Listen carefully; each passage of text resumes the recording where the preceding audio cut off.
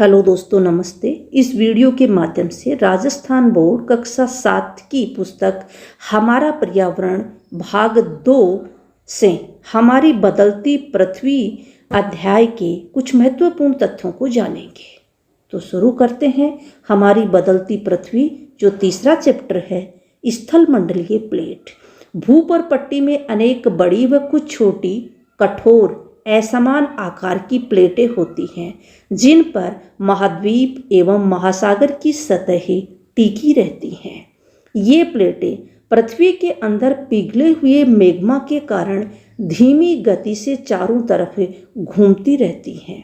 भूगर्भ में मैग्मा वर्तीय रूप में गति करता है। प्लेटों की गति के कारण पृथ्वी की सतह पर परिवर्तन होता है। पृथ्वी की गति का विभाजन गति उत्पन्न करने वाले बल के आधार पर किया गया है और ये बल दो प्रकार का है। तो पृथ्वी की जो गतियां हैं ये दो प्रकार के बल के कारण होती हैं। दोनों प्रकार का बल अपन देखते हैं। अंतर्जनिक बल, जिसे एंडोजेनिक फोर्स भी कहा जाता है, और दूसरा बल है बहिर्जनिक बल, जिसे एक्सोजेनिक फोर्स भी कहा जाता है। अंतर्जनिक बल दो प्रकार का होता है। जो बल पृथ्वी के आंतरिक भाग में घटित होता है वह एंडोजेनिक फोर्स कहलाता है। इसके दो स्वरूप हैं। एक तो यह बहुत आकस्मिक गति से उत्पन्न होता है, जो बहुत तीव्र होता है, और दूसरा जो है वो धीमी गति से उत्पन्न होता है, जिसे पटल विरूपणकारी बल भी कहा जाता है। तो आकस्मिक बल के कारण जो पृथ्वी की सतह है उसमें परिवर्तन आते हैं, और आकस्मिक बल बहुत तीव्र गति से होता है, जिसमें देखो भूकंप, ज्वालामुखी, भूसंकलन आदि के कारण पृथ्वी की सतह में भी परिवर्तन आता है। दूसरा है धीमी गति से उत्पन्न होने वाला बल, जो पटल विरूपणकारी बल होता है। इसके द्वारा किसका निर्माण होता है? पर्वतों का निर्माण होता है, विभिन्न रेगिस्तानों का निर्माण होता है। हमने पढ़ा है कि जो थार का मरुस्थल है ये क्या है? टेथिस सागर का अवशेष है। यहाँ पर पहले लाखों करोड़ों वर्ष पहले टेथिस नाम का महासागर हुआ करता था, और यह वर्तमान में एक रेगिस्तान के रूप में परिवर्तित हो गया। तो ये किसके कारण है?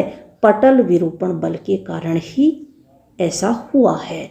बहिर्जनिक बल, जो बल पृथ्वी की सतह पर उत्पन्न होते हैं उन्हें एक्सोजेनिक फोर्स कहा जाता है, और ये विभिन्न प्रकार के जो अप्रदन और निक्षेपण के कारण होते हैं। और अप्रदन और निक्षेपण जो है वो नदी, पवन, समुद्री तरंग और हिमनद के द्वारा होता है। भूकंप, भूपर पट्टी के नीचे वह स्थान जहां कंपन प्रारंभ होता है उद्गम केंद्र कहलाता है। उद्गम केंद्र के भू सतह पर उसके निकटतम स्थान को अधिकेंद्र कहते हैं।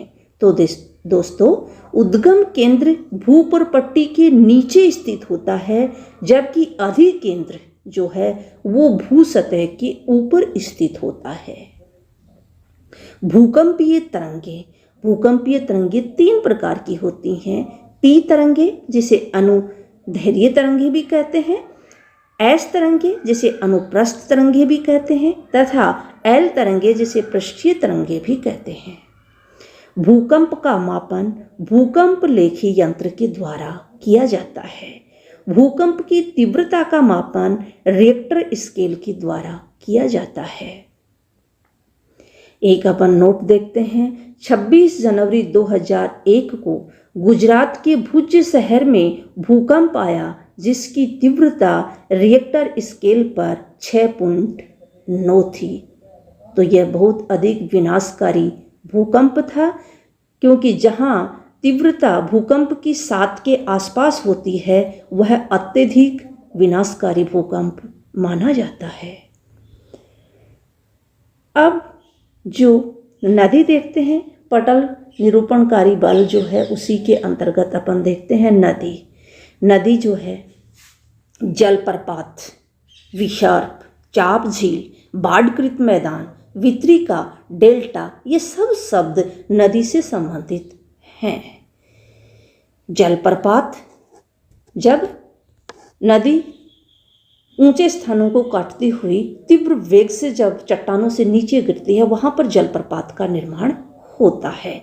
विसर्प, जब नदी पहाड़ों से मैदानों में आ जाती है और मोड़दार मार्ग में बहने लगती है धीमी गति से, वहाँ पर विसर्प का निर्माण करती है। ये विसर्प अपन देख सकते हैं, ये विसर्प के आकार की जो नदी है ये विसर्प, ये जो है विसर्प कहलाता है। चाप झील, जब अप्रदन और निक्षेपण के कारण विसर्प लूप जो है उसके किनारे पास पास आ जाते हैं, ये विसर्प लूप यहाँ पर है।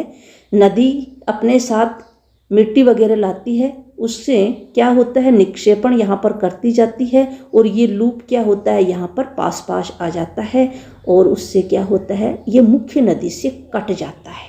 जिस प्रकार से ये कटा हुआ हिस्सा है, मुख्य नदी से कट जाने के बाद ये चाप झील का निर्माण करता है, ये चाप झील कहलाती है। इसके बाद बाढ़कृत मैदान। बाढ़कृत मैदान, जब नदी में बाढ़ आती है उस समय नदी अपने निकट के क्षेत्रों में अपने साथ लाई गई मिट्टी को उन क्षेत्रों में जमा कर देती है, उनका निक्षेपण कर देती है, जिससे उपजाऊ मैदान का निर्माण होता है। वितरिका, अगला पॉइंट जो है वो है वितरिका। तो जब नदी अंत में होती है, समुद्र तक जाती है, तब उसका प्रवाह जो है वो बहुत ही धीमा हो जाता है और नदी अंत में अनेक धाराओं में विभाजित हो जाती है। इन धाराओं को वितरिका कहा जाता है। इसके नदी के द्वारा ही डेल्टा का निर्माण होता है। तो डेल्टा नदी जब बहुत धीमी होकर के अंत में धीमी होकर के बहने लगती है तो अपने साथ लाए गए मलबे का वो निक्षेपण करना शुरू कर देती है और प्रत्येक जो वितरिका है वो अपने मुहाने पर अवसाद का संग्रहण करके और डेल्टा का निर्माण करती है। ये डेल्टा अत्यधिक उपजाऊ होते हैं। तो यानी ये सारे शब्द नदी से संबंधित हैं। विश्व में सबसे ऊंचा जलप्रपात वेनेजुएला दक्षिणी अमेरिका में है का एंजल जलप्रपात जो कोरोनी नदी के ऊपर स्थित है। भारत का सबसे ऊंचा जलप्रपात जोग जलप्रपात है जो शरावती नदी पर स्थित है। राजस्थान का सबसे ऊंचा जलप्रपात चुलिया जलप्रपात है जो चंबल नदी पर स्थित है। इनके अलावा विश्व के अन्य महत्वपूर्ण जलप्रपात जो हैं उसमें है उत्तरी अमेरिका में कनाडा व संयुक्त राज्य अमेरिका की सीमा पर स्थित नियाग्रा जलप्रपात तथा अफ्रीका में जाम्बिया एवं जिम्बाब्वे की सीमा पर स्थित विक्टोरिया जलप्रपात भी विश्व के महत्वपूर्ण जलप्रपातों में सम्मिलित है। समुद्र तरंग के कार्य अप्रदन एवं निक्षेपण से तटीय स्थलाकृतियां बनाती हैं समुद्री तरंगे और उन तटीय स्थलाकृतियों में ही क्या है समुद्री गुफा, तटीय मेहराब, स्टेक, समुद्री भृगु और समुद्र पुलीन, ये सभी रचनाएं समुद्री तरंगों के द्वारा ही बनाई गई हैं। तो समुद्री गुफा के विषय में अपन देखते हैं। तो जब तरंगे तट की सैलों से टकराती हैं तो उनमें दरार पड़ जाती है और निरंतर सैलों के टकराते रहने से ये दरार गहरी गुफाओं के रूप में बन जाती है। तटीय मेहराब, इन गुफाओं के बड़े होते जाने पर इसमें केवल छत ही बसती है जिसे तटीय मेहराब कहा जाता है। इसके बाद है स्टेक जो है कि लगातार अप्रदन से जब तरंगे टकराती हैं तो लगातार अप्रदन होता है जिससे छत, तटीय मेहराब हैं इनकी जो ऊपर छत होती है वो टूट जाती हैं और केवल दीवारें बचती हैं। तो ये दीवारों जैसी आकृति है, ये स्टेक कहलाती है। समुद्री भृगु जो है वो ऊर्ध्वाधर उठे हुए ऊंचे शैलीय तटों को समुद्री भृगु कहते हैं, तथा समुद्र पुलीन तरंगे जो हैं वो किनारों पर अवसाद जमा करके समुद्री पुलीन का निर्माण करती हैं। रेगिस्तान में पवन अपरदन और निक्षेपण का प्रमुख कारण है। पवन रेगिस्तान में छत्रक शैलों का निर्माण करती हैं। रेगिस्तान में पवन बालू के महीन व हल्के कणों को अत्यधिक दूर ले जाकर विस्तृत क्षेत्र में निक्षेपित कर देती है। इसे लोयस कहते हैं। चीन में विशाल लोयस निक्षेप पाए जाते हैं। धन्यवाद दोस्तों, आज की इस वीडियो में इतना ही। अगर वीडियो अच्छा लगा हो तो चैनल को सब्सक्राइब जरूर कर लेना।